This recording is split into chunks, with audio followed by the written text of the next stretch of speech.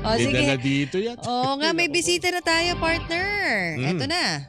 Si Attorney Rico Domingo, past president po ng Philippine Bar Association, chairperson ng Movement Against Disinformation, NOMAD. Si Attorney Rico Domingo. Attorney Domingo, good morning po sa inyo. Colin Orly po sa DCWP. Good morning po, attorney. Hello. Good morning sa dalawa sa inyo, Orly and Connie, and I'm glad to be back. Yes, of Good morning course. sa lahat. Ako, parati ho kami nagpapasalamat sa binibigay niyong oras syempre sa amin para mas matuto kami. Speaking of pagtuto po, anong assessment ninyo dito sa ika-19th trial po, no, na ginawa ho kahapon dito sa impeachment sa hostile witness na si Lemuel Ortonio. Pero bago yan, Attorney Domingo, interesado ko yung malaman ni Connie yung dating punong babala. Subjudice. Yung malalabag sa Rule 18. Subjudice. Subjudice rule, Attorney. Tagal na natin pinag-usapan yan, Orly, remember? Tama po. From day one, sinasabi natin that there should be a strict observance of Rule 18, no? Na inalakay ni presiding officer yan kahapon. Very thoroughly, magandang kanyang presentation, marami siyang citation na Supreme Court rulings and jurisprudence, at binigyan na ng very stern admonition ng mga players, no? Pinag-usapan natin would be itong prosecution panel, the defense panel, the even the senator judges, even the counsels, as well as the people who are involved in this particular impeachment case. Pati si VP. So lahat yun ay covered ng impeachment rule 18. Inuulit-ulit lang yan because actually it has been in existence, yung ganyang gag order na tinatawag po natin yan. Remember that, Orly and Connie, gag order yan. At yan ay dapat tinutupad pa as early as 2016 during the first corona trial. No? So ngayon, hindi yan bago. Ang nakita yata ng presiding officer, hindi yata na maraming kalabagan, violation ng gag order niya ng Rule 18, kaya minanapat nilang mag-issue ng guidelines as well as the consequences should that be violated. Oo. Pero may mga nagsasabi na paano maiintindihan nung ilan, ano? Minsan kasi dun sa after na po nung isinagawang na pagtatanong dun sa mga witnesses, 'di ba? Nag-e-explain po yung magkabilang kampo sa mga media. At doon mas na-explain kung bakit na tanong ito, anong sagot, anong implikasyon niyan. Baka mawala daw yung factor na yon na maibigay sa publiko, yung mas detalyado or mas magkaroon ng meat yung mga salita ho na mga ma-interview mga prosecution o kaya defense. Kung mapapansin mo na hindi inaano ng presiding officer na wag magsasalita about that, no? The merits of the case. Sabi niya Kasi nasabi lang niya yung mga senator judges, participants as well ng trial, the prosecution panel, yung mga prosecutors, as well as the defense counsels, and even the vice president who is supposed to be the respondent here. Yun lang ang sinasabi niya. Pero hindi niya sinasabing wag kayong mag-appoint ng spokesperson, persons to relate everything that had transpired during the hearings, no? Kaya ang nangyayari po dito, even the mga public prosecutors and even private prosecutors, even the defense counsels, kasama dun sa lumalabas sa impeachment room at pumupunta sa press releases. At yun ang pinagbabawal nitong Rule 18. Yun ang, pardon the word, yun ang inaaboso ng mga parties concerned.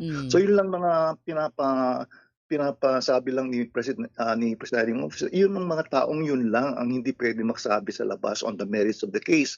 Pero hindi naman sinasabi niya, don't appoint any spokesperson. So ang dapat niyan, may strategiya ang prosecution panel as well as the defense panel, how they can impart their respective positions after every hearing. Yun lang po sinasabi. So hindi natin dinideprive Orly and Connie, hindi natin pinideprive ang public, ang mga nakikinig at nanonood. Pero hindi natin deprive ng impormasyon. Dapat niyan lang, those people who are authorized to make public statements. Okay, pero sorry partner, yung bang kunyari nag-appoint sila ng spokesperson, pwede pa rin ba yung spokesperson mag-discuss nung merits ng case na or hindi pa rin? Yes. Pwede na. Pwede. Pwede, okay. hindi nila pinapano kasi ang importante diyan would be the players ng kanilang pinoprohibit. Ah, Yeah. Yung yes, mga okay. mga Klaro na po. active players during Mm. the impeachment trial Mm. and nandun naman sa Rule 18 ang dapat hindi gumagawa nun ng May ano, public may statements binanggit So, dyan si Presiding Officer Escudero, attorney, partner, oh, yung you cannot bake your cake and eat it too. Ibig yeah, sabihin, nakikipag-diskusyon Mm. ka doon sa korte, tapos pagdating sa media, may binabanatan mo naman yung korte na Yes, doon ka oo. So parang hindi pwede yung ganon. Oo. Dapat yung not may only that, irespeto not mo only that, doon mo sa loob palabas mo ng korte.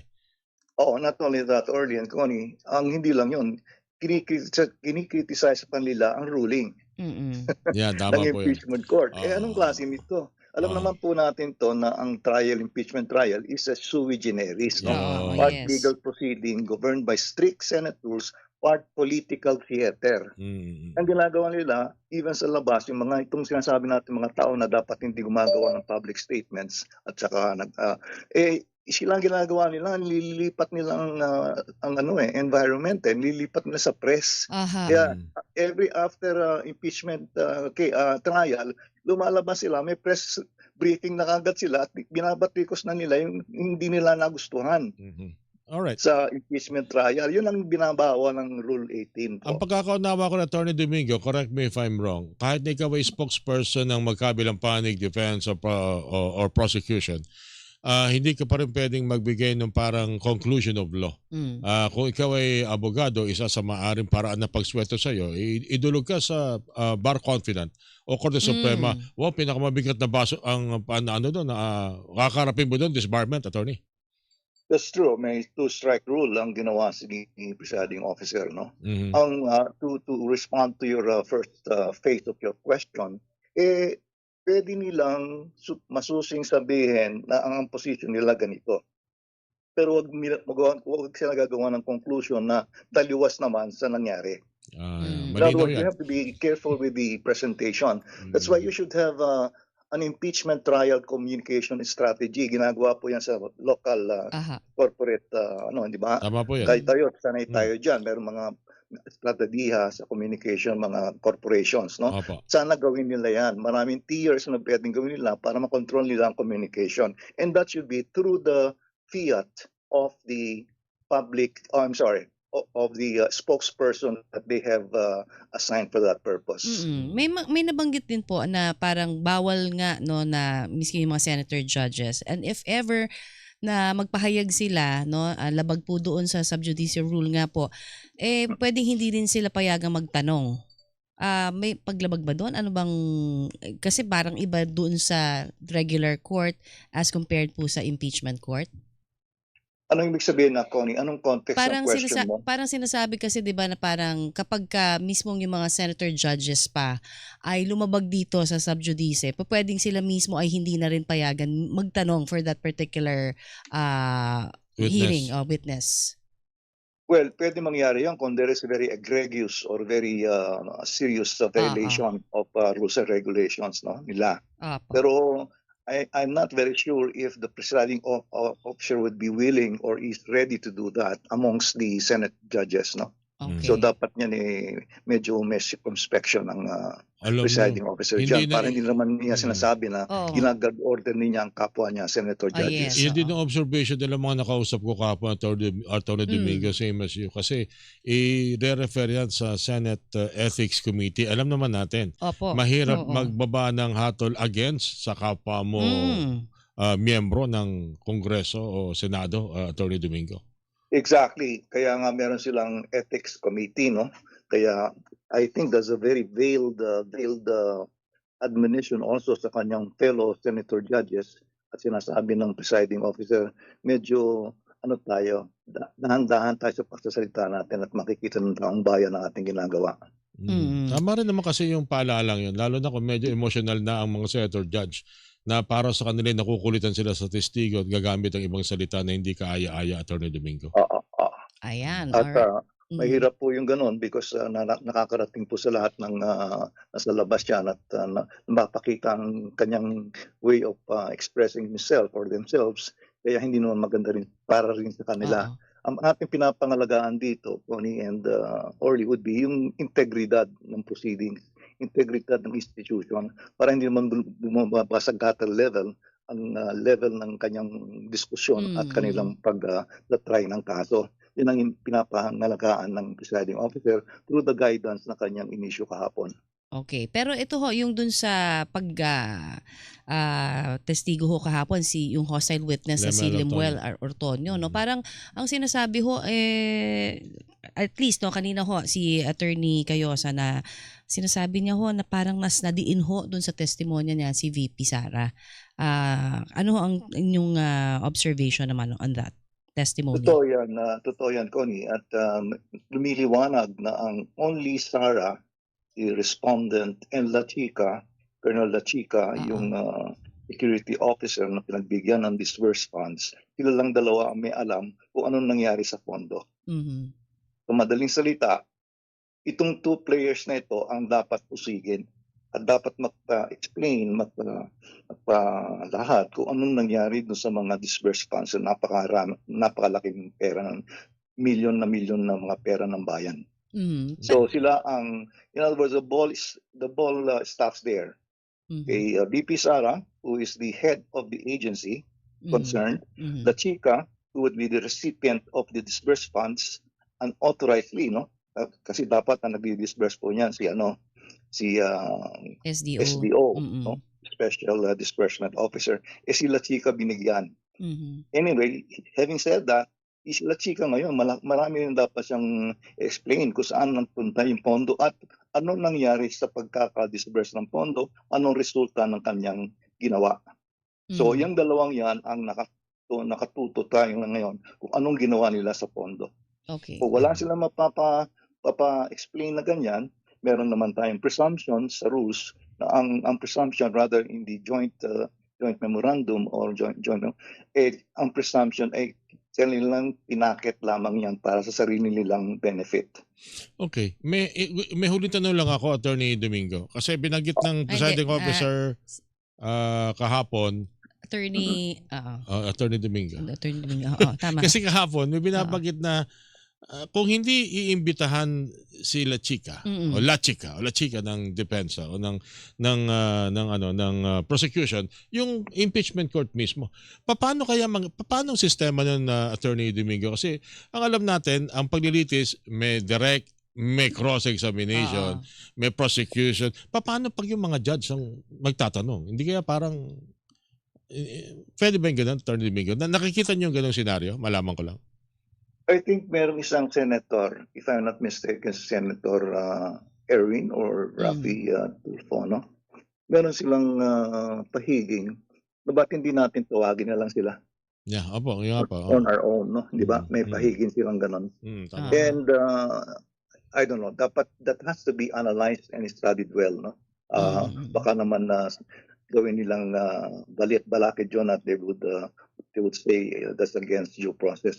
Pero I think it's within the plenary power of the impeachment court to do that, I think. As far as I'm concerned, pwede nilang tawagin yung dalawang yan. Wag lang si Sara. Because si Sara is a respondent. Yan yung accused. Pwede tawagin yung dalawa, sila Chica at saka si Nolasco. Isapina nila on their own power.